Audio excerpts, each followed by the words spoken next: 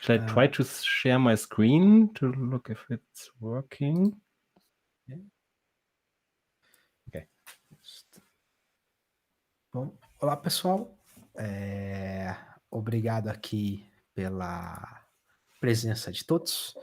Meu nome é Renato Cordeiro, eu sou um dos fundadores do Code Lab e um dos ministrantes da disciplina MAC 0475, Laboratório de Sistemas Computacionais Complexos do IMUSP. Eu estou aqui acompanhado dos meus colegas, também ministrantes do curso, João Daniel e Tatiane Rosa, além do nosso orientador, professor Alfredo Goldman. Hoje nós temos aqui o grande prazer de receber para essa nossa sessão de palestras especiais sobre microserviços, o Michael Geers. E se vocês quiserem submeter perguntas para o Michael, por favor, vocês podem enviar no link disponível aí no chat do YouTube. As perguntas podem ser em português e a gente traduz elas para eles. E agora eu vou repetir tudo isso aqui em inglês, caso a gente tenha alguém assistindo. Então, hello everyone, thanks for your presence. Today, my name is Renato Cordeiro. I'm one of the Code Lab founders and teacher of the course MAC 0475, Laboratory of Complex Computational Systems at USP. I'm here with my colleagues and also teacher João Daniel and Tatiane Rosa, as well as our advisor, Professor Alfredo Goldman. Today, we have the great pleasure of receiving for our session of keynote talks about microservices, Michael Geers. And if you want submit questions for Michael, please send them in the link available in the YouTube chat. So, Michael? Yeah. Hi, everyone. Nice to be here. So let's try to share my screen. Oh, I can't share my screen. No. Oh, no.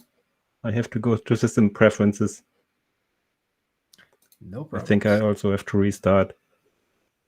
Let me just... Oh, no. Okay, I have to restart. I hope I come back in later. Bom, dificuldades técnicas acontecem. Já vai dar certo. Fala, Renato. Quando a gente está ao vivo aqui no YouTube, eu vou aproveitar para falar para o pessoal que estiver assistindo que a gente já tem 2 super palestras para vocês conferirem aí também. Na quinta-feira passada, nós recebemos o Chris Richardson, que foi o autor do livro sobre padrões de microserviços, falando sobre esse mesmo tema, em particular sobre alguns padrões para a integração de dados. E também nós tivemos a palestra com o Jonas Bonner falando sobre microserviços reativos. O Michael está de volta, vamos continuar com ele. We will just give a shout out about our previous lectures for the viewers. So you can start. Use the time. Okay, thank you. So hello everyone. I'm Michael, and today I'm talking about microfrontends. So yeah, when you talk about microfrontends, you usually talk about this one. So you're talking about having a monolithic application and how to go from this monolithic application, a huge pile of software, which is hard to tame and hard to work with, into more manageable systems. And when you talk about microfrontends, you also not only are talking about a classical monolith, so a backend monolith that you can cut into microservices, but we also talk about the front end. And a trend that arose in the last couple of years is that we build front ends with technologies like Vue.js, Angular, React that encourage us as developers to build monolith even in the front end. So the front end itself becomes an application which has a level of sophistication that websites 10 or 15 years ago didn't have. So cutting the front end into pieces also gets a little bit more challenging than it would have been a few years ago. Okay, so this is a slide with 3 different architectures. So on the left side, you see a classical architecture. There you have a monolith. One team works on this monolith. It consists of the backend, the database, and also the front end. And integrated into this complete thing is the front end itself. A trend that came a couple of years ago was splitting the front end from the back end. It's mostly driven by the difference in technology. So if you're using React, for example, and you're using Java on the back end, there's this classical two technology thing. And in many companies, you got teams that work either on the front end or on the back end, and they talk to each other via via an interface, for example. But there are two separate applications. And the right solution is one that's becoming very popular nowadays, where you take the backend and cut the backend, or divide the backend into multiple microservices. So you have content microservice, a basket microservice. But in many of these projects, the front end stays as is. So you have still a React front end, for example, which talks directly or indirectly through an API gateway, for example, to these services that you introduced in your architecture. And with microfondants, it's a little bit different. So there we also tackle the problem of dividing the front end into multiple pieces. Okay, but before we start, a few words about me. So my name is Michael Geers. I'm a front-end engineer, and I think in 2014, I did the first projects at the company I'm working on currently, where we build systems with this architecture I'm showing you today. So having the front end cut into pieces, microservices style. 2 years ago, I started writing a book, Microfondants in Action, and I've also written, or published a website where you can learn about the microfondants concepts. Okay, and today I will be talking about roughly 4 topics. So we'll start with what microfondants actually are. We'll talk about how to implement microfondants. When we talk about the most important part, why should you even do this? And at the end, I will highlight a few topics that are related to the microfondants architecture. So things you most definitely want to know or have to think about if you're implementing if you're implementing an architecture like this. Okay, the first one. So what are microfondants? The term microfondants came up in 2016. So as I said, two years before we started building our first project, which was built in this style. So people were building this architecture or applications in this architecture far earlier than the term microfondants even existed. And the term microfondants first was published in ThoughtWorks Technology Radar in 2016, and this Technology Radar, I think most of you will have heard about it. They have an overview about the software market and look at trends. So what techniques or what libraries are popular, and they sort them into categories. So they have the access category, which means it's a new topic. Might be interesting to look at it. And then over the years, they will update their rating and say, okay, this is definitely something that has proven valuable. And in 2019, they moved microfondants or the microfondants architecture into the inner circle, into the adopt circle, which says, okay, this is if your problem fits this technology or this architecture style, it's definitely something you should try to implement. Okay, this is the definition from the ThoughtWorks Technology Radar, and I will not read it completely now, but we'll go through it section by section. So the first one, our preferred and proven approach to split the browser-based code into microfondants. Okay, it's about splitting browser-based code, the front-end stuff, into what they call microfondants. So what does this mean? We're talking about cutting stuff. So we have had a whole, and now we want to have pieces. And the two concepts we are and many other companies are primarily working with are the concept of pages and the concept of fragments. but the fragments term varies from library, from company to company. So some libraries call what we call fragments, they call it an individual microfondant or an includable microfondant or portlet, parcel, whatever. There are different names for what I will be calling fragments throughout my talk. But let's start with the pages. So the company I'm working with, or I'm working for, we are building e-commerce systems. So we partner with larger retail companies, mostly traditional companies that are not digital natives, but they've realized that they need to get ready for the digital age and adopt e-commerce and make it their primary way of doing business. And so most of my examples will be e-commerce examples because this is the domain I'm most comfortable with. And when we look at this chart, we see pages of an e-commerce system. So we have a home page, a listing page, a product detail page, a basket page, a payment, a confirmation page. You know all of these pages in different forms.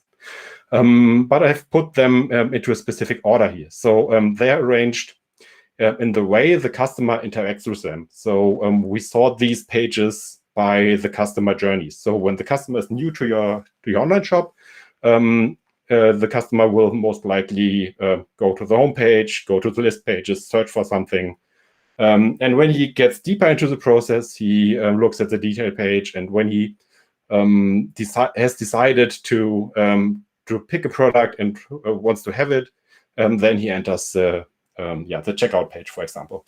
And all of these stages in our projects, we divide we divide our software along these lines, along the customer journey. And we have special teams that serve the customers, the different needs of this customer. So we have team checkout, and the job of team checkout is to provide as smooth as possible checkout flow for the user. And all of the pages concerning the checkout, the basket payment confirmation, they are owned by team checkout. Okay, the second concept is the fragment concept. So you could also call fragments mini applications. So sometimes you have pages where it's not sufficient to say, okay, this type of page, maybe it's easy with the confirmation page, for example. You can say, okay, the confirmation page is owned by the checkout team and no other team has interest in this confirmation page. But on many pages, it's not that so easy. So here we have a product detail page, and there's a lot of things going on a product detail page. So the page itself is owned by team beside, as you saw in the slide before. So the middle slide, team beside owns the detail page. But there are also other aspects on this page. So you also have buying functionality. So you see the state of your basket, for example, on top. And you also have a buy button, which tells you how much the product is currently costing. And you also have inspirational aspects, so having product recommendations, for example. And Team Decide doesn't have to own all of these features, or it doesn't have to build all of these features. They can pull in these features as fragments, so includable mini applications from the other teams. So the other teams also deliver fragments, not only pages. Okay, so now we are done with splitting the browser-based application into microfondants. The second part. In this approach, the web application is broken down into features. We already talked about this. And each feature is owned front-end to back-end by a different team. So as we saw earlier, we have this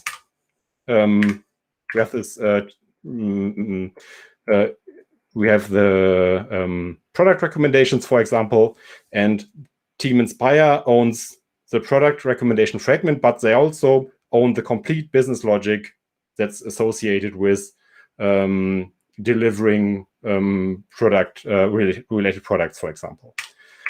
So here we see our three teams we saw earlier, and each of this team has a specific mission. And this is these team names are fictional here, but in our real projects, we really have teams that are called like this. So teams that have names that indicate what's the job of this team. So we have Team Decide that helps the customer making a good buying decision. So providing the customer with all the product information he needs to decide if the product fits or if the product doesn't fit. So if you're selling shoes, for example, and you're having a size guidance or estimations or machine learning regarding sizes, for example, this is all in the domain of team decide, for example.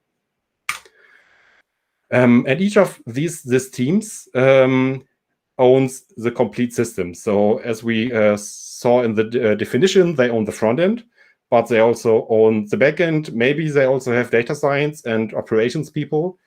So each team has end-to-end responsibility. And the system this team is building, we are calling the systems self-contained systems. So this is an overview look. So you have 3 teams, and these 3 teams are building 3 systems, but what's happening inside of the system is not interesting at this level, and it's not interesting to the other teams. So if team B, for example, decides to adopt a specific programming language, or if team B decides to implement their domain in microservices or in a monolithic application, that's not of interest for the other teams. So each of these teams builds a system that looks that is autonomous from the outside view.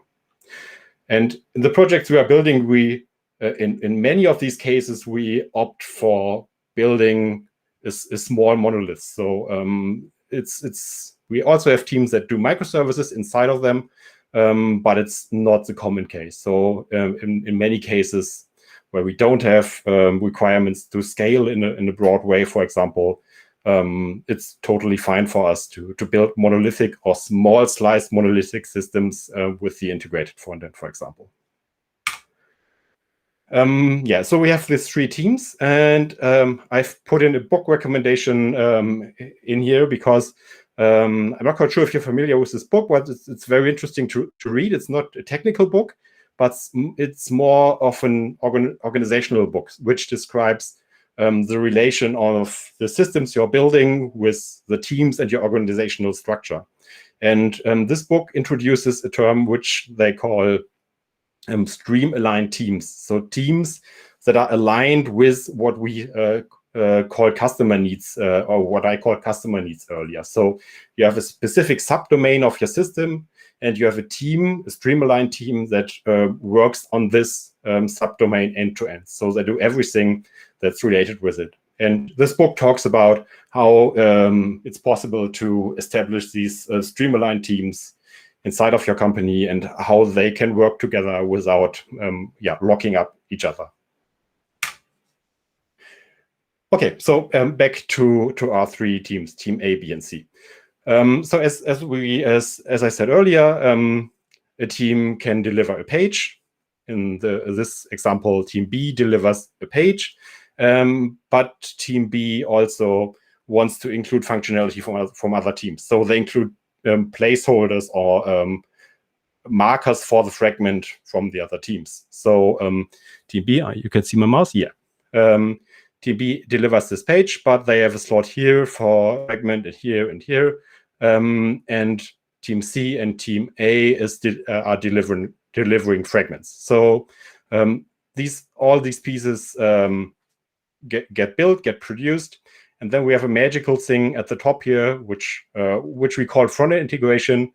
We'll go into this wonderland later, but this front-end integration is what makes the integrated application for the end user, because we don't want our end users to see that we've doing a fragment and a team split, whatever. So the end user doesn't care. The end user wants to have a coherent final result where she doesn't need to know how it was created.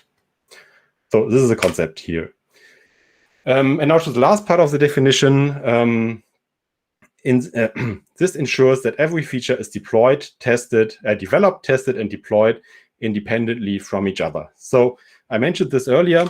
The main idea is that these 3 teams each build a system of software on their own, and they don't have ties to each other. So when team decide, for example, that when they want to build a new feature, they shouldn't have to talk to the other teams to coordinate a deployment, for example. Say the software should be built in a way that they could decide to work on the weekend, build a new feature, fix a bug, whatever, roll it out to production without having to talk to anyone else.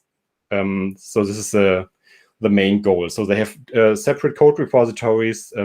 They don't share code at build time. And they both have a continuous deployment pipeline, for example, and they do their own deployments. Okay, so now we finished the definition. Let's show you a project that I've been part of for the last 2 or maybe 3 years.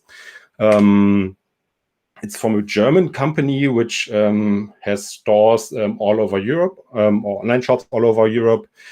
We started with 5 teams from 4 different software companies. So at the point where we started working with this company, they had a handful of developers, and they wanted to get into the e-commerce business. So they hired external contractors that brought them up to speed and helped them hiring and build up their own team. And in this project, the Klingel Group has 15 brands that operate in 12 countries. So in total, we have more than 60 domains, online shops that are built by this platform. And this is how a listing page, a category page, for example, looks. So here you see the 5 different teams. We see the yellow one here. This is the team search, the owner of this page. But there are also inspirational aspects. So we have Team Inspire. They are responsible for promotional stuff and doing inspirational things. So having a brand teaser, for example, or highlighting that there's a 10% rebate thing going on right now. But we also have Team Account here that's playing or delivering customer feedback or support and chat functionality. We have a wish list, but also have the mini card, as we saw in the example earlier. And on the next slides, we'll go to different pages of the shop, but I'll show you the different compositions depending on the use case or depending on the page. So this is a product detail page, looks pretty similar. I will go forward and backwards on this one. You'll see the ownership changes. This is a category page again. Yellow one. This is a product detail page is owned by Team Decide. And since they are not able to produce the navigation, for example, the navigation is something that Team Search produces, they pull in the navigation as a fragment in this example. Otherwise, the composition here is pretty similar to the page before. And this model also goes further. When you open up a layer, the layer can consist of content from different teams. So Team Decide can they open the layer, for example, when the customer clicked the buy button, and when they want that recommendations are shown in this layer, they go to Team Inspire and ask if Team Inspire can build a fragment that provides content for them. So Team Decide doesn't have to know how recommendations work. Team Inspire knows recommendations, and they only include this functionality there. This is a very simple one, a checkout login page. There we only see recommendations and customer feedback here. The team checkout decided to build the header themselves because they didn't want this full header with search and navigation, whatever. So they wanted a very slim one, and they decided not to pick the main navigation, for example. Yeah, and now to another project that we didn't build, but PayPal published a blog post a few months ago where they talked about how they I think it's their accountants dashboard. This is a little bit easier from the fragmented composition view here. So they have a top spot, and then they have 4 areas, and all of these areas that you see here, there's a dedicated team that builds one of these fragments, one of these functionalities, for example. Yeah, and as I said earlier, we didn't invent it. We didn't. We weren't the first company who does stuff like this. So there's a lot of companies that have published things about their work. So all of these companies, I can give you the slides afterwards, I guess. And if you click on one of these logos, you get a blog post, a video, whatever, describing how they use Microfondants or this front-end integration pattern to build their application. Okay, so next part, how do we do it? Now we know what Microfondants are, but how do we implement this? So we've talked about cutting stuff up before, so introduced the concept of pages and fragments. Now let's talk about how we actually integrate them together so that the customer is able to use these parts so that it doesn't feel awkward. Integration consists of 3 different parts. So the first one is composition. So we have a page and we want to include fragments into this page. The second area is routing or page transitions. So we have a page owned by team A and a page owned by team B. And how do we get from A to B? Sounds very simple, but it's depending on what you're building, it can be also a little bit tricky. And the third one is communication. So in some situations, you need communication in the front end. So a fragment might want to notify another fragment that something happens, for example. But let's start with composition. So the easiest composition technique is simply using an iframe. I think all of you know what an iframe is, and this sounds a little bit funny. So using an iframe in 2021, whatever. But depending on the application you're building, going with the iframe might be one of the easiest to build options. It has a lot of drawbacks. It's not machine readable or very bad to be indexed. Accessibility, performance, all bad attributes with the iframe. But Spotify, for example, they decided, they started a few years ago, to build their desktop application with front-end integration techniques. And in the desktop application, they have leveraged the iframe pattern. So I'm not quite sure if they're doing it right now because they started to refactor their web player, for example, to move to more sophisticated integration techniques. But when the situation and the circumstances are right, the iframe might be a viable option. A technique that we are using quite heavily is server-side composition. And we are using the SSI or ESI standard. This is a feature of that most web servers like Nginx, for example, or reverse proxies that they have. And it's pretty easy to understand. So the customer wants to open the product detail page of the red tractor. It sends a request to our systems. Our system responds with the reverse proxy in Nginx, for example. The reverse proxy knows our red tractor looks like a product detail page, forwards this request to Team Decide. They own product detail pages. Team Decide produces markup, so HTML, the name of the tractor, and closing HTML. But the team also wants to show the basket state, so how much items are in the basket, but also the buy button that shows the price and the customer is able to click on it. But since both are fragments, they don't have the markup for them. So what they do is they include a special kind of comment. This is an SSI comment, which Nginx, for example, understands. And this comment is a placeholder where the Nginx knows, okay, I have to fetch content from this URL and from this URL, and I have to insert it where this placeholder is. So next slide, the Nginx received the markup. The Nginx found both placeholders, makes parallel requests to the checkout team, to these 2 endpoints. Team checkout looks up state of the basket, price of the buy button with the price in it, responds with these markup fragments, and the Nginx puts all of this together, so puts the blue ones into the placeholders here and delivers the completely assembled markup to the end user. So this pattern is pretty powerful. And as I said, we are using it in many of our projects where rendering speed and having a very good time to first byte, for example, is a high goal.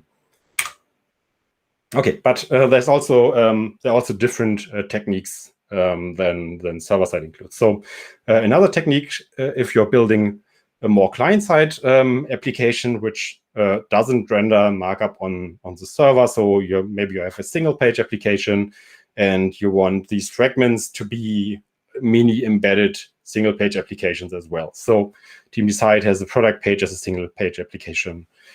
And this one, and this one, and this one should also, or could be ones. So they don't have to be single-page applications. Maybe they're classical rendered server markup, for example. But here we have an integration technique, an integration composition technique, which can be leveraged in the browser, which uses custom elements. So I don't know if you're familiar with the web component standard, but custom elements is one aspect of the web component standard, and they allow you to invent your own HTML elements, for example. So the button element, for example, or an aside element.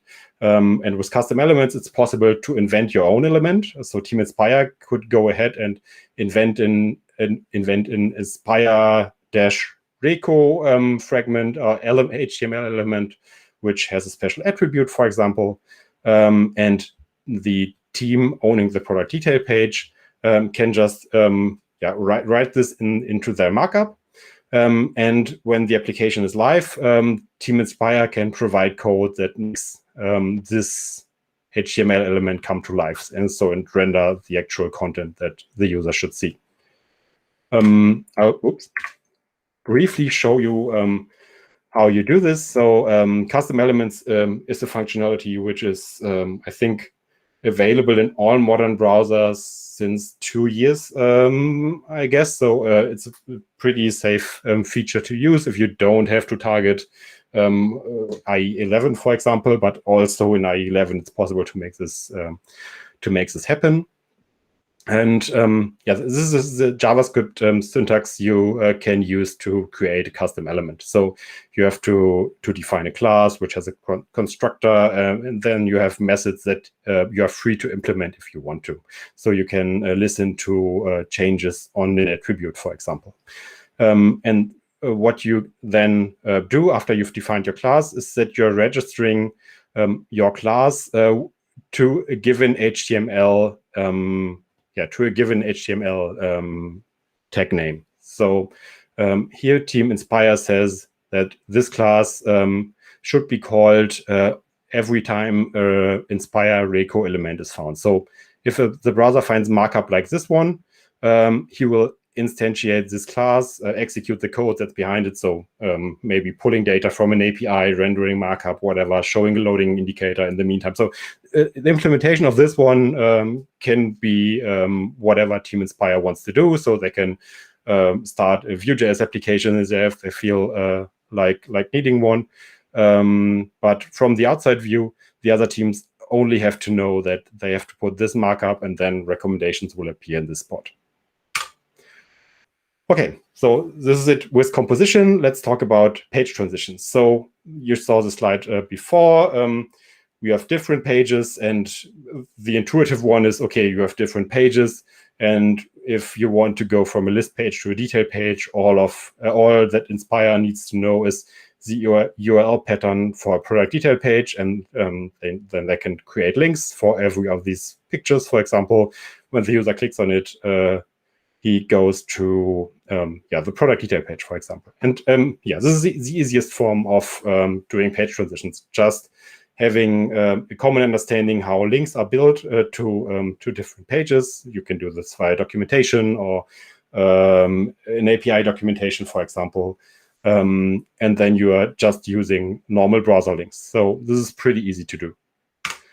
But it gets more complicated if we are talking about single-page applications. So with single-page applications, very popular concept of building modern web applications, the main selling point of single-page applications is that you don't have hard reloads. So you click on a link, and the page, the view, is able to update to the new state without having to download everything, to initialize everything. They can just do a DOM diffing, for example, and go to the next page. So one way of dealing with this is we have in this left view, we could have two teams. So team A and team B. Both of these teams are building single-page applications. So to go from a home page to a list page to another list page back to the home page can all be soft navigation, so client-rendered updates. And when you move across team boundaries, so from team A to team B, maybe from the product list to the product detail page, then we trigger a hard reload. So moving from one single-page application to the other single-page application with a reload, for example. This is very easy to implement, but has the obvious drawback on having a hard reload across team boundaries. So depending on the team structure, so if you have very little teams, this might not be an issue, but if every team only builds one type of page, you have a lot of these hard reloads. And to overcome this drawback, so having this hard reload between single-page applications, there's a popular concept which is called application shell. So with this model, in the previous model, each team delivered their complete HTML page. And with the application shell model, the HTML document is the same document for all of these, for all of the teams. And this HTML document has a little bit of code that looks at the URL and is able to load a specific single-page application and terminate and restart single-page applications. So with this model, it's possible to go from one single-page application to another single-page application without having a hard reload, because the application shell knows on which page transitions one single-page application needs to be removed and another one has to be instantiated. And this sounds complicating, so terminating a single-page application, instantiating one. But in practice, if the code is loading, is already loaded or in the cache, these page transitions from single-page application to single-page application, they feel pretty smooth. So you don't notice that there's no DOM diffing, for example, going on. It can feel pretty nice. So I already talked about a lot of things on this slide. So yeah, you have a central point where all users go to, the outer document of the application shell, and the application shell can load, start, and stop these single-page applications. And its job is to switch between them as the user changes the URL. So clicks on links that lead to URL change, and then the single-page, the application shell can do its job.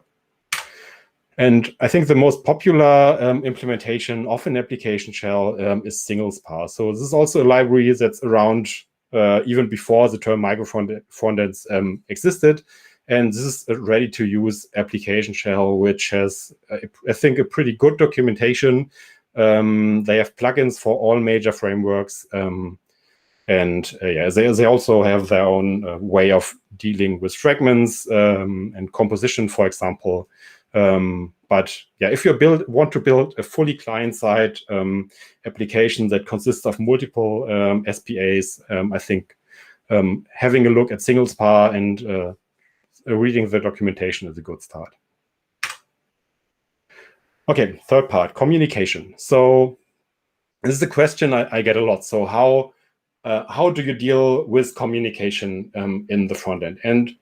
And I think many of the people that ask about communication, they think about how microservices communicate to each other. And I think if you've divided your application in a sensible way, so via different domains, at least in the project I'm working on, I found that very little UI communication is necessary in a microfrontends architecture. So there are definitely cases where one microfrontend needs to communicate to another one, but it's usually not high bandwidth communication. So you may have context changes. So user just logged in or logged out, and other microfondants need to get notified and update themselves, for example.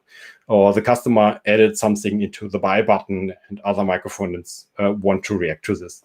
So these are these kinds of user-triggered interactions that lead to UI communications. Or the user clicked on one link, the URL changes, the application shell changes from one single SPA to another one. You can also interpret this as some communication, so transferring context from one application to another. But there are also other forms of communication. So we have this client-server communication, and at least the way we are looking at microfondants, we only allow the front end, the UI, of a system to communicate to the backend of the same system. So if team C has UI and their own backend, we don't allow that the UI directly talks to API from other teams, because then we create coupling and make it hard for other teams to make changes without breaking something. And the pattern we use in all of our projects is data replication between the backends of the different systems. But you saw the other talks before, so I won't go into how to replicate data between microservices, for example. So there's nothing special with the microfondants architecture that differs from how to exchange data between different microservices that need maybe a different representation of the same data. So all of our projects, for example, all of the teams have at least a simple understanding on what a product is, but it's different from the checkout team, for example. They need a product on a purchasable item level. The Inspire team needs a product on more of an inspirational level, more of the images and something. So, yeah. Okay, so yeah, this one I talked about before. So we don't allow cross-team API communication. So each front end is only allowed to speak to the backend of the same team. And yeah, the replication part. So we have methods to replicate data to other teams if other teams are interested. And at least we try not to do direct API communication from team to team. So if team B goes down, for example, the other teams should be able to function. And the user sees an online shop where maybe the recommendations are missing, or the buy button and buying functionality is missing, but the rest of the software is still available and works. Okay, so now the most interesting thing. Why do people use this? So what's the benefit? And the number one reason why our customers go for this architectural approach is development speed. So being able to develop features faster in most of the times is the primary goal why we do this verticalized end-to-end team setup. And the reasoning behind this is if you have 3 teams with 8 persons each, they are typically more effective compared to a 24-person team where all of these people are in the same team. So I think you all know this. So there's the rule of I think Jeff Bezos was attributed to having coined this 3 pizza teams. So having teams that are able to be fed by 1 or 3 or whatever, by a large pizza, for example, is the optimal size for having teams. And if you grow beyond this size, this team size, communication gets hard. Getting everyone on the same page gets hard. And with this approach, so splitting the software into different pieces, we get the benefit of having more effective teams that can work side by side without stepping on each other's toes. But for this to work, we really need to ensure that these teams are decoupled. So this is a picture of the feet of my 3 kids. And when you imagine they're standing side by side at this road, and the goal is to run as fast as they can to the end of this road. And we have 2 scenarios. In one, we tie their shoelaces together with their neighbors, and in the other scenario, they are not tied to anything. Their only mission is to reach the end of the goal. It's pretty clear in what scenario they will all reach the end of the road the fastest. So having the teams being able to run on their own and having as less coupling as possible between the teams is really key to having a successful microfondants architecture.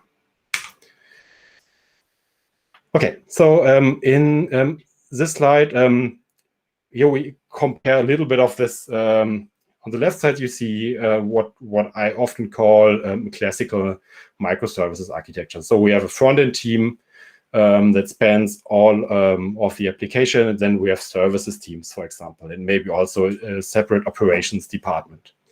And on the right side, we have this cross-functional team. So we have front-end, back-end, operations, whatever, all in one team.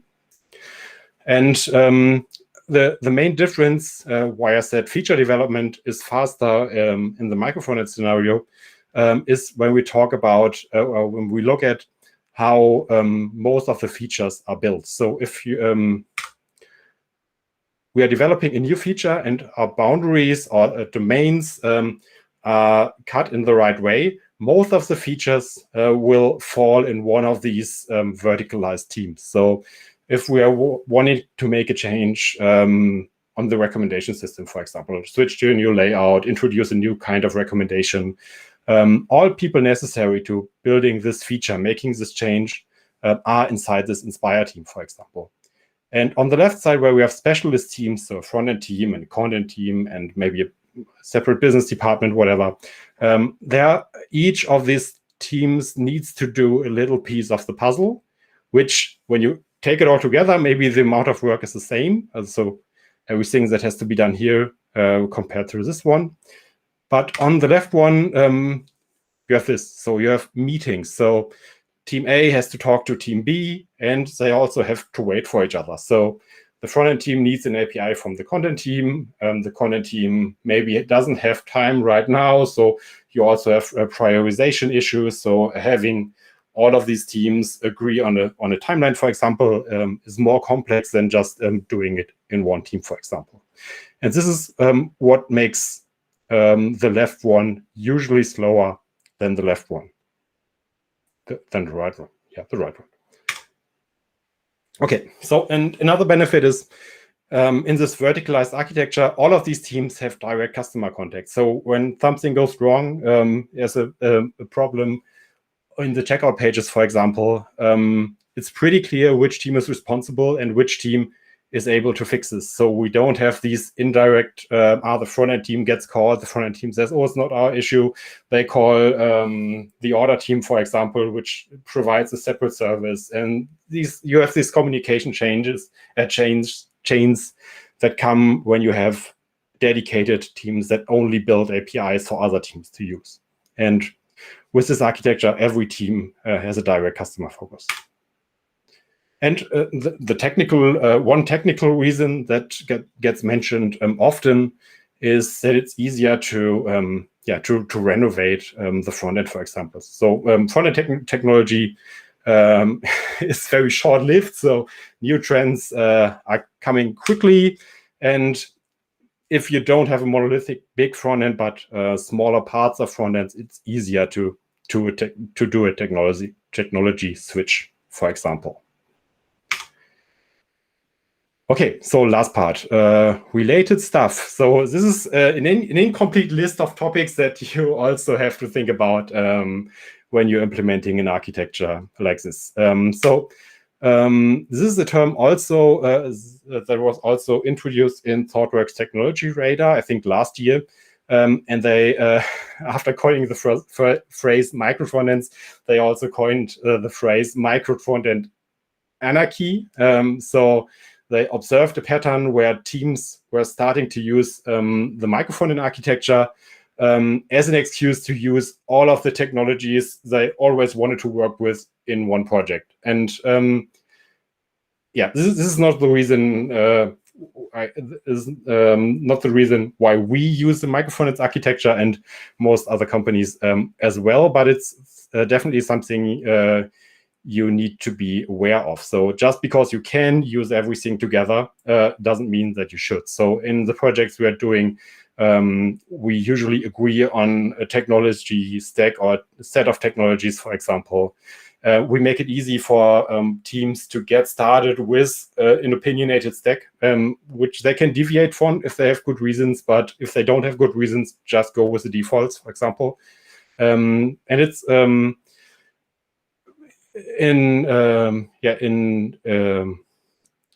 valuable or an important job to facilitate alignment across teams. So having every team on the same page when it comes to performance, for example, or other related topics. But it's also important not to overregulate. So if you have one decision maker that has to underwrite all of the decisions the team wants to make, then you are not far away from just building a microfondant where building a monolith where all decisions have to go through a few small area of people. Okay, so performance. Performance is one of the topics when you introduce, especially front-end people, to this Microfondants concept. The first reaction of most of the people is, okay, I understand, but this will be slow because we have redundancy, and this is something that they don't think that will scale and provide a good performing site for the end user. And this is not a slide to show evidence, but it's a slide that should show that it's possible to build a very fast loading sites using the Microfondants architecture, for example. So I talked about the Klingel group earlier, so the slides with all of the colorful rectangles there. And this is a chart from a German textile magazine. They did a benchmark at the beginning of this year across all German fashion e-commerce systems. And as you see with the arrows on the top, not all of the green underlined shops are built with the Klingel platform, but many of them. There are also a few others like Zalando or Bräuninger. There are other companies not on our platform, but they also do the Microfondants architecture. So adopting Microfondants doesn't mean that your site has to be slow, but it doesn't mean in reverse that your site will be fast just because you implemented Microfondants. So as always, it mostly depends on the decisions you're making, on the engineering you do, and on the priorities you set. Okay, but what about the redundancy? So as we saw earlier, we had this product detail page and these fragments, and I call them mini applications that should be self-contained. There will be redundancy in there. So if all of these fragments on pages all use Vue.js, for example, there will be redundant code, and how should we deal with it? So I think there are two answers to this question. So my favorite but very unpopular answer to this question is decide which tools you really need to do the job. So if you're just building a fragment which shows recommendations, maybe it's a good idea to use Angular for this, but maybe you can get away with a much simpler solution than this. So if you're doing the Microfondants, if you're going the Microfondants route, the pieces of frontend you're building are usually a lot smaller than building a complete monolith. So the technology and the support you need to do, for developer experience is usually not as high as if you're building a complete huge application. So maybe think about if you can get away with choosing a smaller tool which has less runtime, which will give you less redundancy, and overall end in fewer JavaScript to download for your end user. The other solution, if you decided to go with Vue.js, for example, because it's very popular, many tools exist for them, you have developers that know it. So all of these arguments are valid arguments, which I'm confronted with every day, and I'm not against them.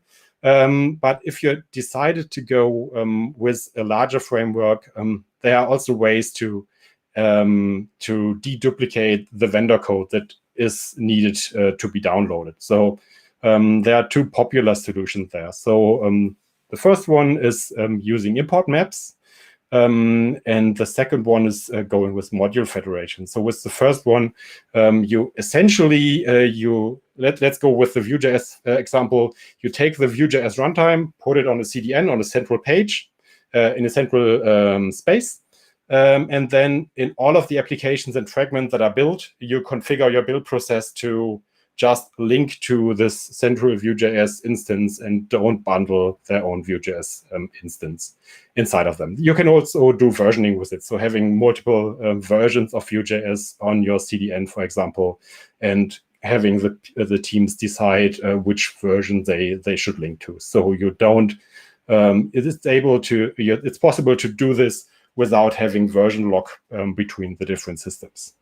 And the other solution, the right one, is a pretty cool one, which is also pretty new. It's a feature of Webpack 5, which was introduced at the beginning of this year, or stable beginning of this year, I guess. And this is a peer-to-peer approach. So there you build your bundle in a way that you say, okay, my fragment is a Vue.js application, but mark the Vue.js library, build it as a separate file, and advertise it in a way that other applications are able to reuse my part of the software. So if a fragment contains Vue.js, for example, then the code of another fragment is loaded, and it notices, Vue.js is already present and also in the version I'm needing. Then it doesn't have to download their own version, but they can link to the existing version. So it's a peer-to-peer approach where you don't have to manage a central repository, for example. And it's pretty easy to use. So if you're facing this challenge, but this is an optimization from my perspective. So only go for one of these routes if you really have performance problems and need to do an optimization. That's not something you should start with. Okay, so another topic is testing and quality. So we saw earlier, every team has its own pipeline, its own development process, so they can deploy to production on their own. But this introduces a couple of challenges that you have to tackle regarding testing and quality. And these are here you see on the left side, you see a page which includes, for example, a navigation fragment on the top. And on the right side, you see two fragments. And since pages and fragments should be built in a way that they are self-contained, it's easy to even test end-to-end test these fragments and pages inside of one team. So the team owning the product detail page, for example, they can run the complete test suite locally or in their own production pipeline, for example, that tests all functionality of their page, but without the fragments. And the same is for the fragments. So the team providing the fragments can write end-to-end tests for the fragments. And this is the majority of all of the tests we are writing in our projects. And on top of it, we also have some integration tests that ensures that in production, the correct header, search header, whatever, is implemented there. The correct parameters are passed to this one. But this is a very small number of tests. The largest number of tests is inside of these pages and fragments where you have the actual features that stories are written for and where the business logic lies. Okay, so this was the last part. If you want more details, want to know how you build it, I think all of you know because it's part of your curriculum, I was told. I've written a book about this topic. And since I really like code examples and charts, you saw some of the charts in this presentation, but I also like code and existing really working code that you can test and play with. I've also created a website which is called thetractor.store. and there you can open up all of the examples in your browser or on GitHub and play with it and see how these parts fit together. So how single spar works, how do you initialize it, and how server-side integration, what configuration comes with running such a system, for example. And if you even need more, here's a list of links from other great people from the community that have written fantastic articles and blog posts and examples, or providing even more excessive lists on this topic that will get you deeper into what microfrontends are and how you can learn more about it. Okay, that's all for me. So thanks for listening, and I think I'm open for your questions. I'm not quite sure how the time is. Oh, I've been a little bit long on the time, but I think we have time for a few questions. Yes. Well, in our side, thanks a lot for the awesome and very complete lecture. I think we are all excited because we saw many points that, well, we have personal questions and doubts about the subject, and then, well, you covered it all. So that was awesome. And well, your lecture was the highest ranking in the number of questions. We have 15 questions, but we'll choose the top 3 because our audience was voting on them. And if it's not a problem to you, we can send them for you so you can maybe help us to give some answers. Yes, do that, please. Yeah. Awesome. So our most voted question was by Ricardo.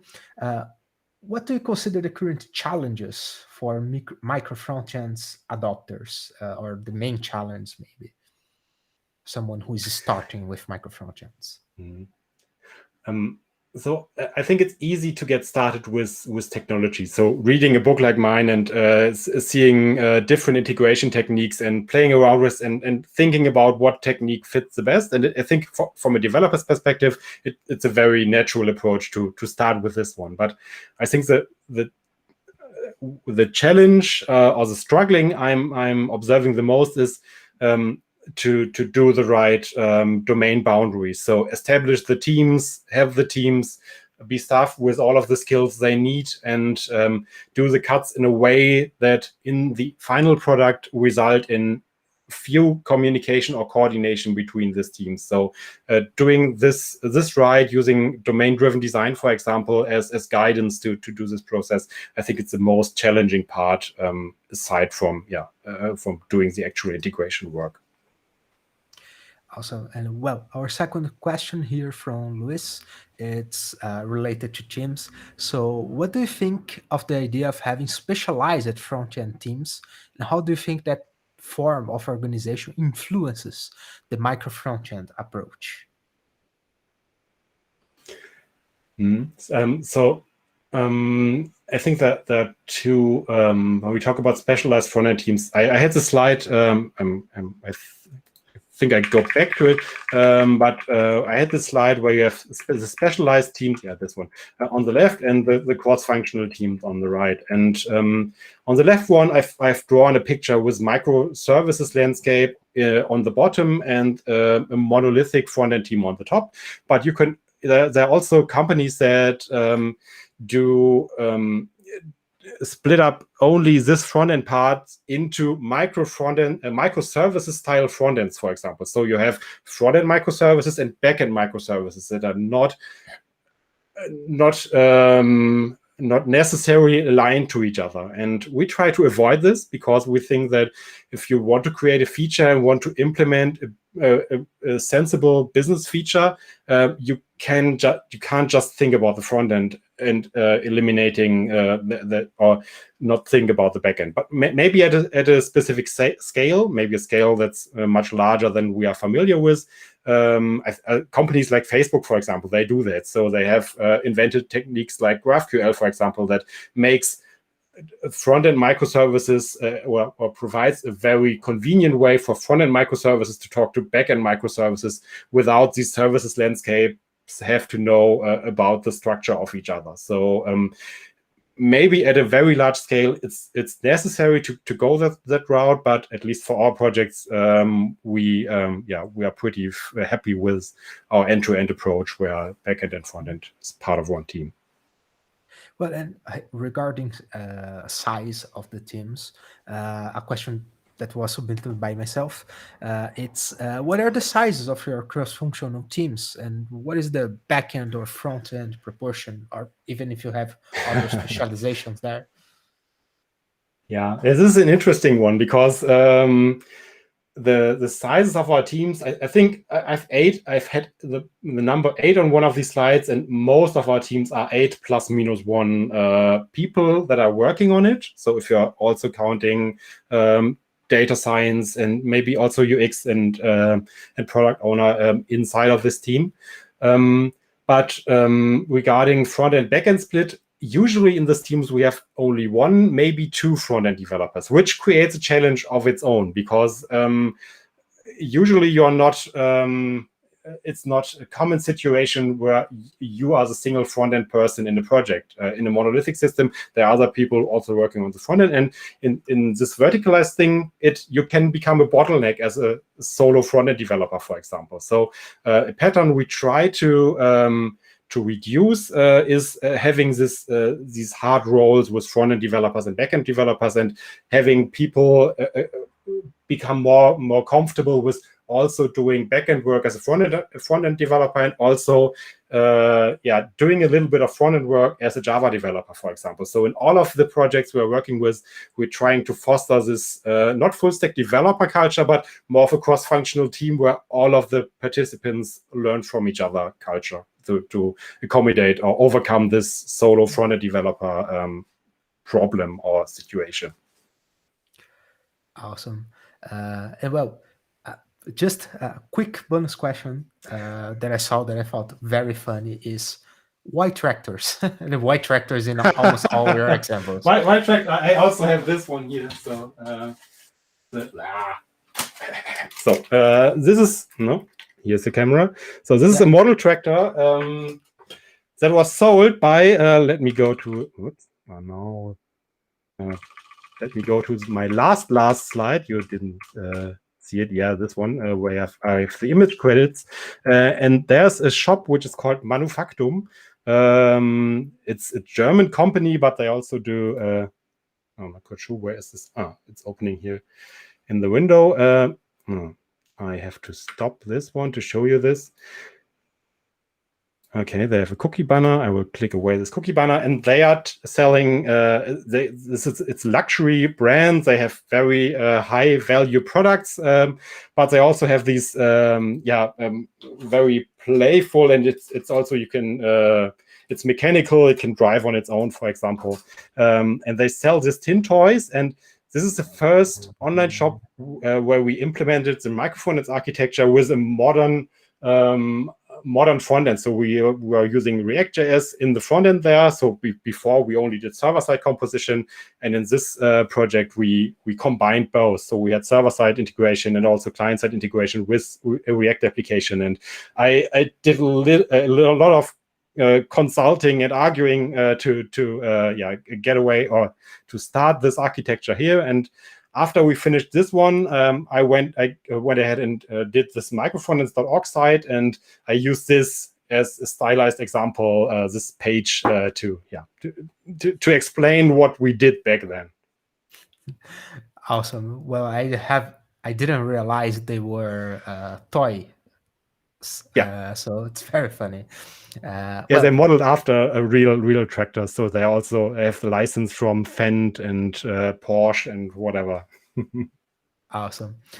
Well, thanks very much, Michael, for your awesome lecture, and thanks for everyone in the audience watching. I'll just give a farewell for everyone in Portuguese here, but we are very glad to receiving you here for a lecture, and we hope in the future we could invite you to come here to Brazil, finally to meet us here in America. It would be an awesome opportunity for us in the future.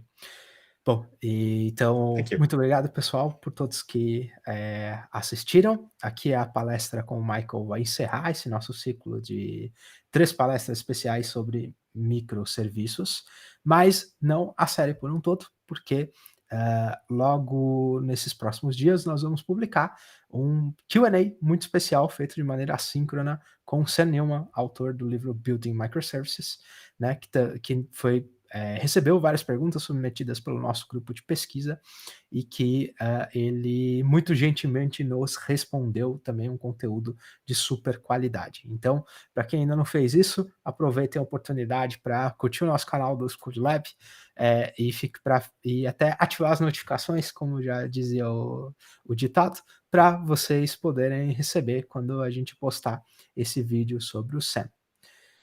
E muito obrigado, gente. Thanks a lot, Michael. And that's it for today.